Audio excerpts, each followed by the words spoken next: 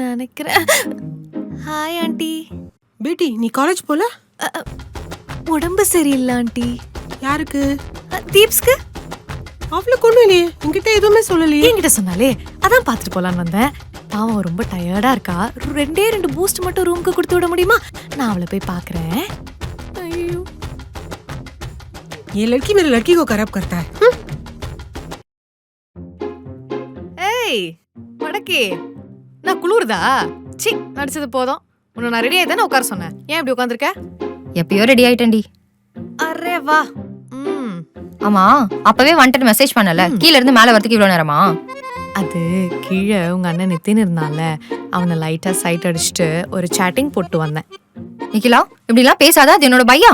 ஏய், அவன் உனக்கு தாண்டி பையா, போடி. நிக்கிலா, இப்படி எல்லாம் பேசாத. क्या हुआ तुम्हें? மூடு மூடு மூடு.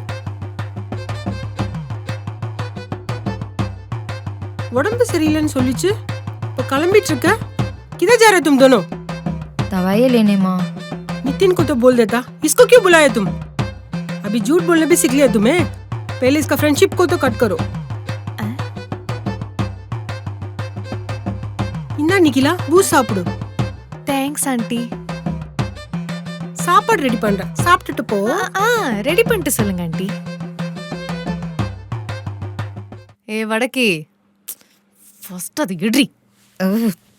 சும்மாமா, உங்க அம்மா இப்ப என்ன சொல்லிட்டு போறாங்க? அதுவா, நம்ம 2 பேரும் எங்க போறோம்னு விசாரிச்சாங்க.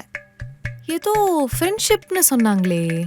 அதுவா, உன் ஃப்ரெண்ட்ஷிப் கிடைக்கிறதுக்கு நான் கொடுத்து வைக்கணும்னு சொன்னாங்க. ஓ, நான் கூட ஏதோ என் ஃப்ரெண்ட்ஷிப்பை கட் பண்ண சொல்றாங்களோன்னு நினைச்சேன். நிக்கிலா, எங்க அம்மா பேசுனது உனக்கு புரிஞ்சுதா? 10 வருஷம் நட்புடி. ஹிந்தி தெரியலனாலும் புரியும். எல்லா அம்மாங்களும் இதே டயலாக் தானே சொல்றாங்க.